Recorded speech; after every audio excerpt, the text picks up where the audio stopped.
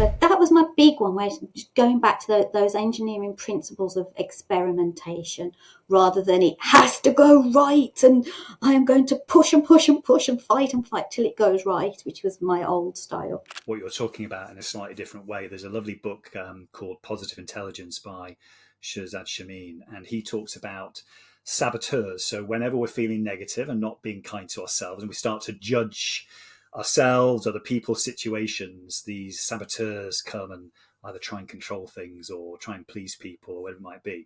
And I love the concept. Why are you polishing the underside of the table? And the guy said to him, because only my best is good enough for me. Okay. Now, I took that for the rest of my life thinking, up until really quite recently, thinking, yes, Deb, only your best is good enough for you. Do your best, do your best, do your best.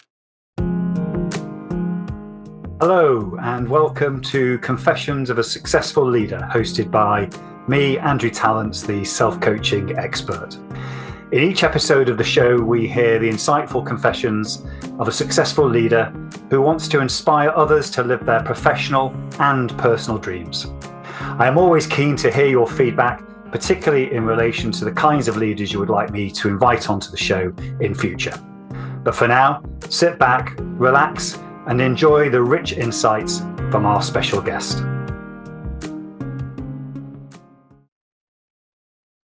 Hello and welcome to another episode of Confessions of a Successful Leader, hosted by me, Andrew Tallents, the self-coaching expert.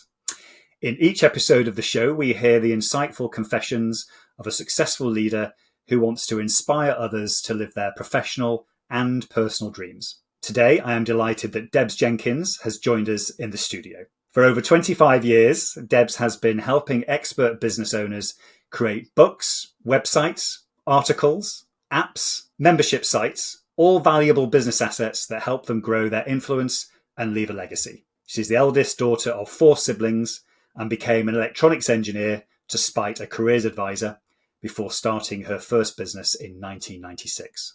Debs, welcome to the show. Thanks, Andrew. I always love my introductions because they're always slightly crazy and they never sound like me. And I'm thinking, wow, did I really do all those things?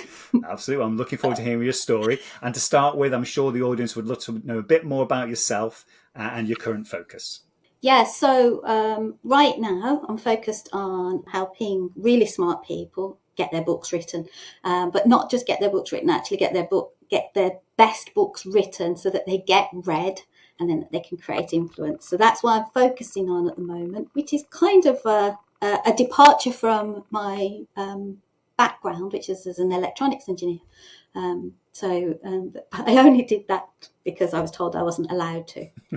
I love this rebellious streak. So what about yourself as a person? Just tell the audience a bit more about who you are. Yeah, so I live here in Spain, in the south of Spain, and I've got what we call the disaster farm. It's got potential, allegedly. We're getting there with the potential, but it's disastery at the moment. And I've been in Spain for 18 years, moved here, and the first place I moved to was a cave house. So it kind of gone up in the world to a disaster farm. And I'd always wanted to live in the countryside, but you may have heard the Brummie accent. So I was brought up in the centre of Birmingham, in the middle of Birmingham, as the eldest daughter of 4 kids, and just wanted to live in the countryside. So as soon as I was able to, as soon as I could afford to, moved out to Spain, and now I live in the disaster farm. I look over there because we're at the bottom of the mountain. Who's over there? We're at the bottom of a mountain, and it's just lovely. Yeah, well, lovely. And what we love about this show is how our audience learns from how our earlier experiences inform our leadership style and our success. And you've obviously had your own business for so long. So what experiences from your earlier life have most shaped your leadership style, Debs? Well, I was thinking about this question earlier, and I think there are 2 things that kind of jump into my mind. If it's okay if I talk about both of those. The first thing was the fact that I am the oldest daughter and the firstborn for a very, very young mum. She was only 17.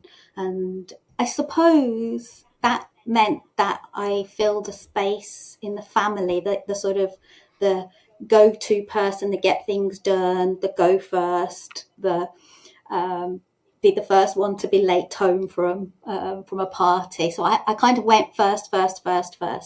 And they kind of say that your first child, you grow up with your first child. And I feel like I did grow up with my parents rather than got brought up by my parents. It felt like we were very, very close in age, as 16 and 17-year-olds.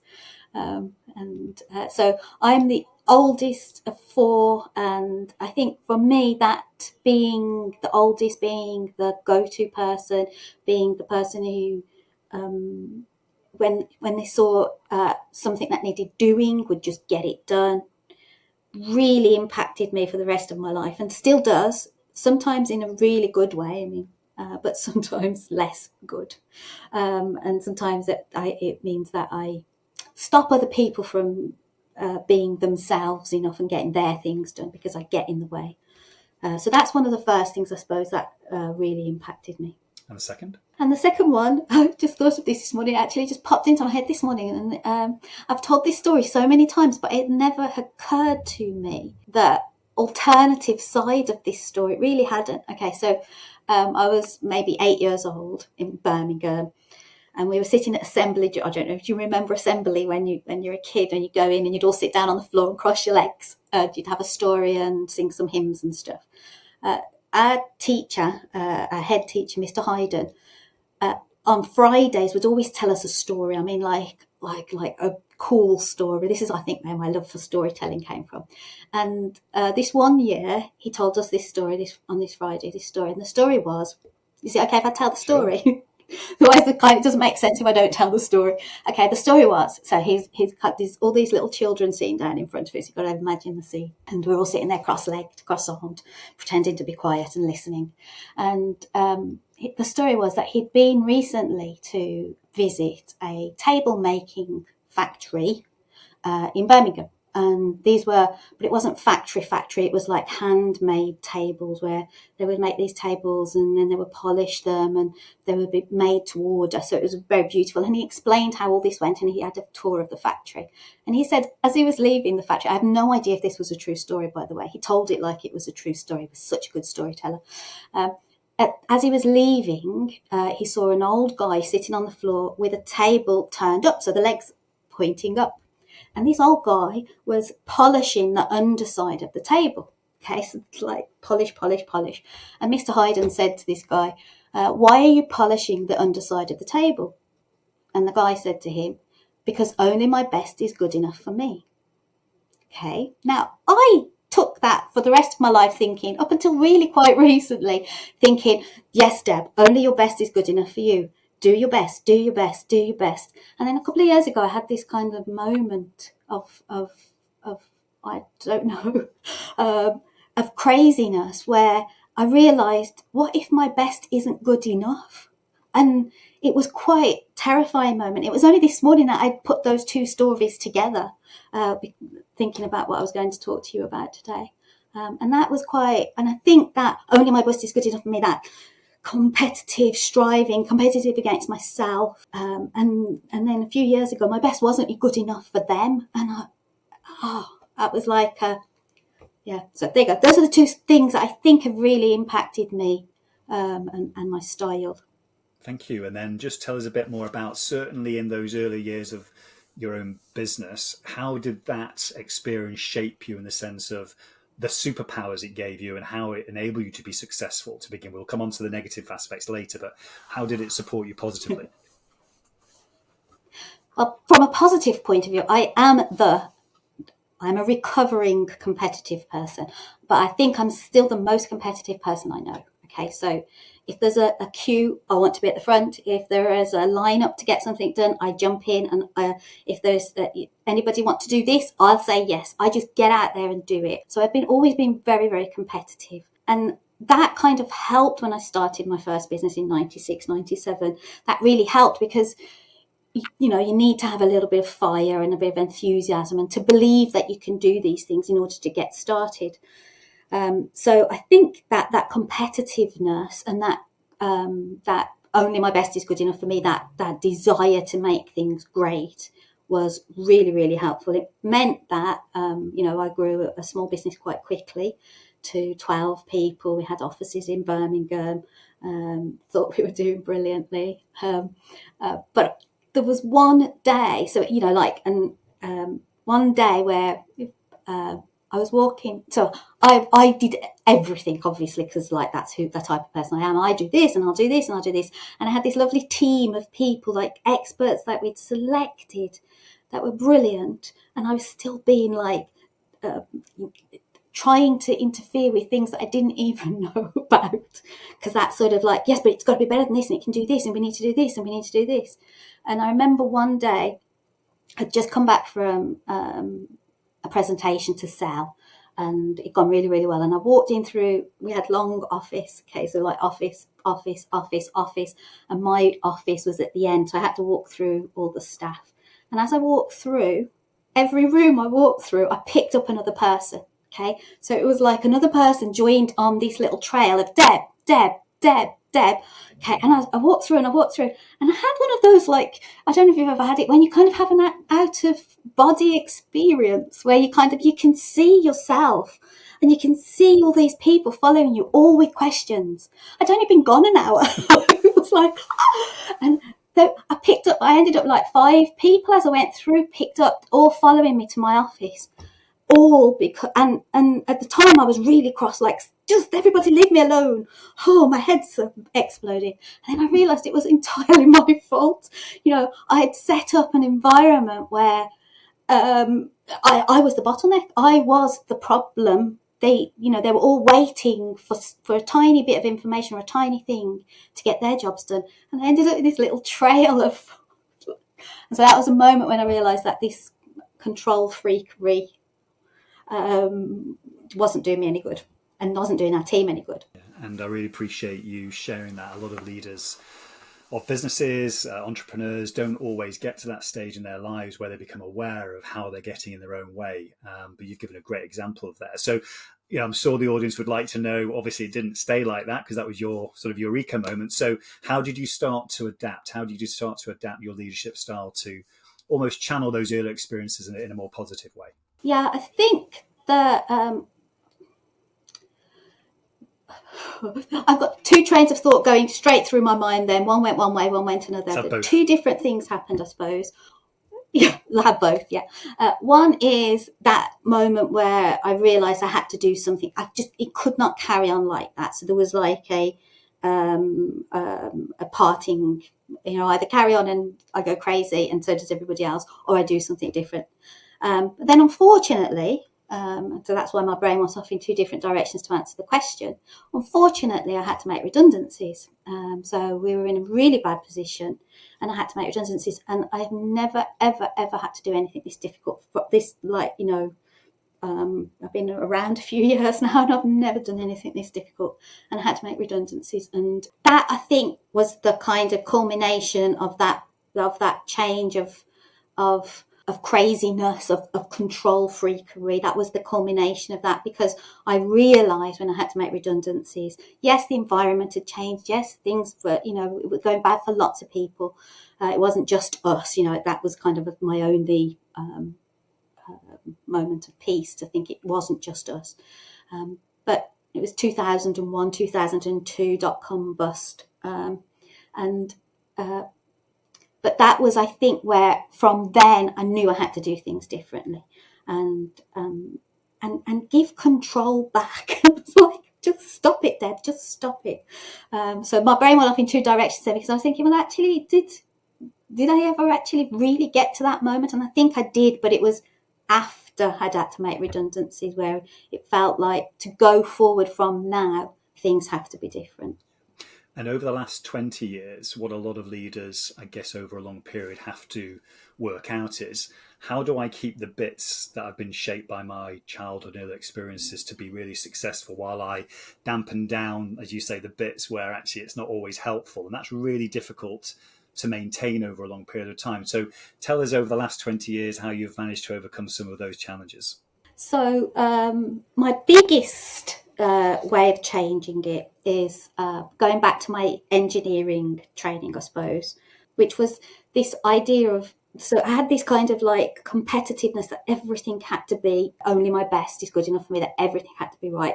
And so I went back to my engineering training, which is that things are experiments and you're just trying things and you're testing things, and some things might go well and some things might go bad.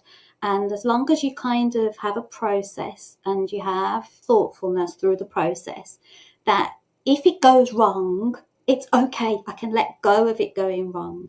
So that was my big one, where just going back to those engineering principles of experimentation, rather than it has to go right and I am going to push and push and push and fight till it goes right, which was my old style.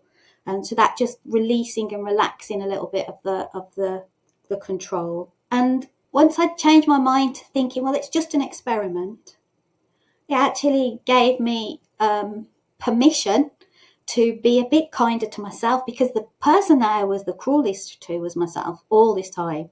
You know, if things didn't go right, or if I didn't get that next contract or whatever, I would blame myself. I was the cruelest to myself.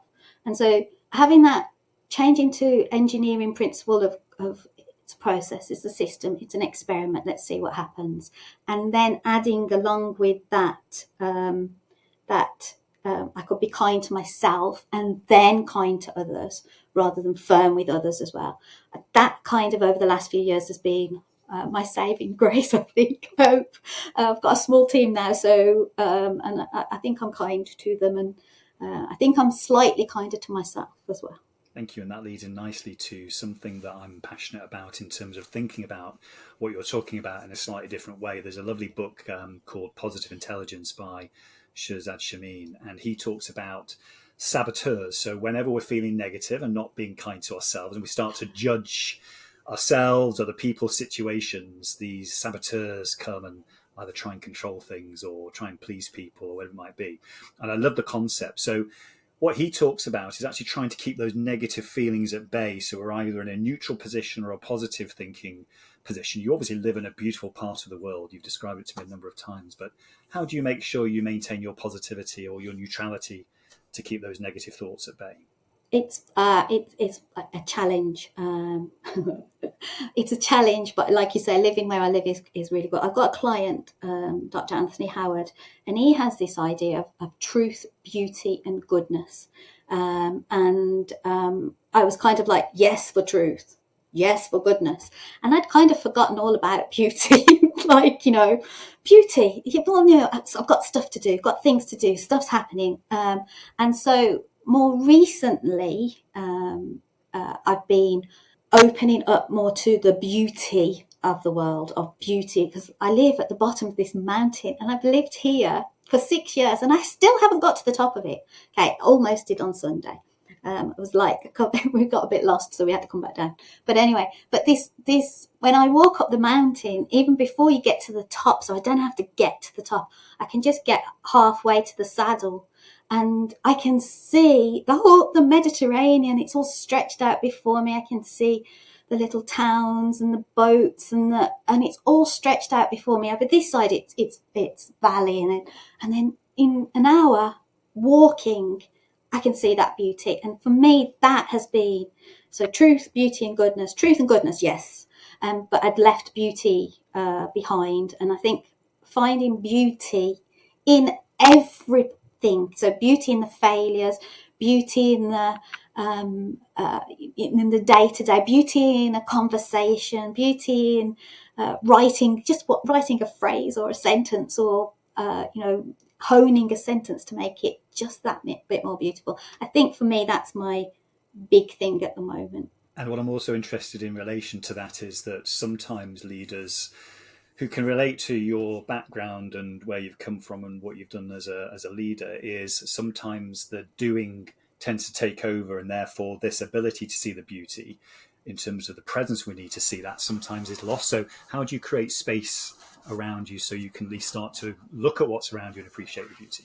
Oh, that's a fantastic question. And really funny, because you just made me remember something, which is my team used to say, stop logicalizing everything. Okay, so anything that came to my desk, I would logicalize it. It's like, this needs this, and this, engineer background. This, and this, do this. Okay, so I would logicalize everything. And I would logicalize a sunrise or a sunset.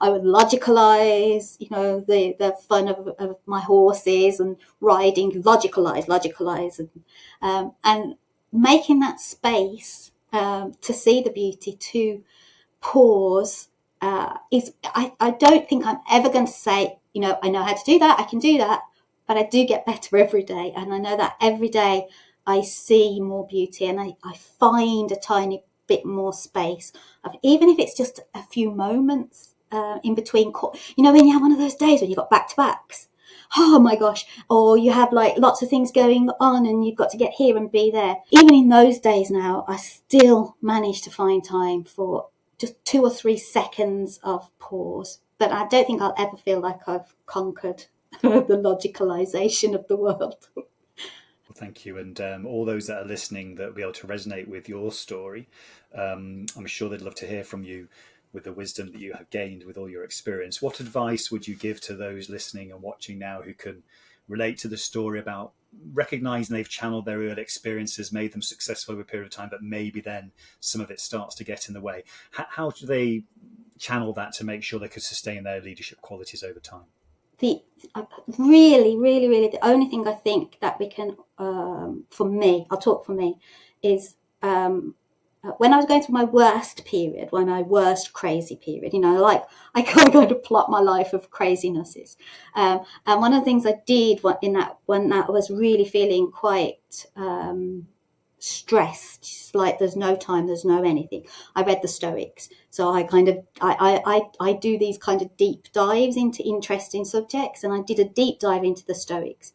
And one of the things I realized after that deep dive into the Stoics was that there was a remainder of a Stoic voice that carried on in my head. Okay, now I probably sound completely bonkers, but I know we talk to ourselves anyway. And what I realized was, why don't I just talk to myself better? And so this Stoic voice came with me, and his name's Steve, is Stoic Steve. And it came with me. And whenever I have those kind of like, when I get into the zoomies, as I think of them, it's like, oh, we're going to do this and do this. Then I just call Stoic Steve. And almost always his advice is like this pretend person in my head.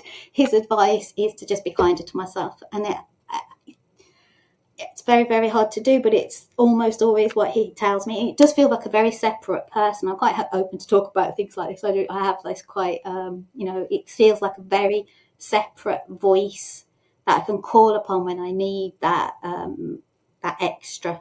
What I love about what you're saying there is, I'm sure people can relate to it. I think if we are kind to ourselves as leaders and giving ourselves the time and the space to reflect and make decisions which are very important for other people's futures as leaders, once we start to do that, it does actually help us to be kinder to other people. And therefore our relationships improve as well. So absolutely, I've seen that massive evidence to suggest what you're saying works, both for us and our relationships. Yeah. And for me, it's like I say, I've always spoken more cruelly to myself, or expected more of myself than anybody else.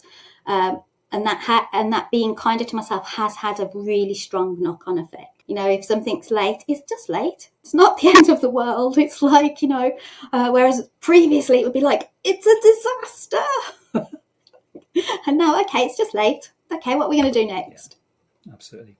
Well, I'm sure everyone would love to hear, what you're going to be doing in the next 5 or 10 years from Spain. So tell us a little bit more about what you're going to be in service of in the future, where you're going to be putting your energies, and how can people out there contact you if they want to collaborate in some way? Okay, so my goal for the next few years is to help really smart people leave some sort of legacy. Now, when other people talk about legacy books, they tend to think about biography or autobiography. I don't think about that. I think about books that are going to make a difference. So my goal over the next few years is to help other people make a difference through their books. So that's what my plan is. And I work with so many smart, wonderful people who give me, I'm so lucky.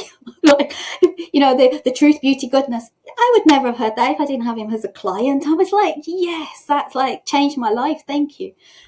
So those are the types of people I love working with, those people who change lives, who are out there to make a difference. And that's what I'm going to be doing over the next 5 or 10 years. Excellent. And how can people get in contact with you if they want to collaborate with you in some way? The easiest way is debbiejenkins.com. Everything kind of comes back to debbiejenkins.com. That's my name.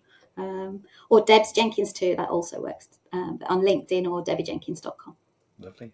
Well, Debs, it's been a pleasure. I've really enjoyed your enthusiasm, your energy. I'm feeling it. So I really appreciate you sharing your experiences with the audience today. I know that many of them will have been inspired to reflect on their own leadership style, make them think about how they might take a different approach to leading others. So I really appreciate everything that you've talked about today, and thank you for your time and thanks for joining us. Thank you, Andrew. I hope everyone out there enjoyed this episode of Confessions of a Successful Leader. You can find out more information about conscious leadership and self-coaching by just typing in Andrew Tallents into LinkedIn or your favorite browser. So until next time, don't forget to stay present, curious, and above all, conscious. Goodbye, everyone. I hope you enjoyed this episode of Confessions of a Successful Leader. You can access all previous episodes of the show at confessionsofaSuccessfulLeader.com. If you are interested in finding out more about conscious leadership and self-coaching, just type in Andrew Tallents into LinkedIn or your favorite browser, and you'll find my contact details and all the content that you need. Until next time, don't forget to stay present, curious, and above all, conscious.